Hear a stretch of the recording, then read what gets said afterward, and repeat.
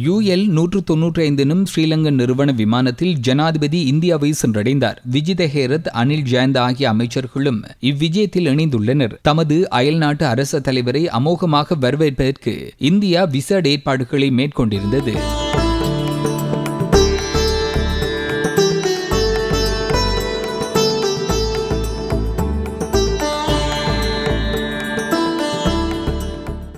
இவ்விஜயத்தின் போது இந்திய பிரதமர் நரேந்திர மோடியை சந்தித்து பல இணக்கப்பாடுகளை எட்டவுள்ளதாக வெளிவிவகார அமைச்சு தெரிவிக்கிறது. இவ்விஜயத்தின் போது அவர் இந்திய ஜனாதிபதியை சந்தித்து கலந்துரையாடவுள்ளார். அதேபோல் இந்தியாவின் மேலும் சில அமைச்சர்களோடும் ஜனாதிபதி பேச்சுவார்த்தையில் ஈடுபடவுள்ளார். இரு நாடுகளுக்கும் இடையிலான முதலீடு மற்றும் வணிக உறவுகளை மேம்படுத்தும் நோக்கில் ஜனாதிபதி டில்லியில் இடம்பெறும் வர்த்தக சந்திப்பிலும் கலந்து கொள்ளவுள்ளார். அதேபோல் ஜனாதிபதி அனுரகுமார திசாநாயக்கவின் இந்திய விஜயத்தை அடையாளப்படுத்தி அவர் புத்தகயாவுக்கும் விஜயம் செய்யவுள்ளார். இந்த விஜயம் இரு நாடுகளுக்கும் இடையிலான நீண்டகால உறவை மேலும் வலுப்படுத்தும் என எதிர்பார்க்கப்படுகிறது.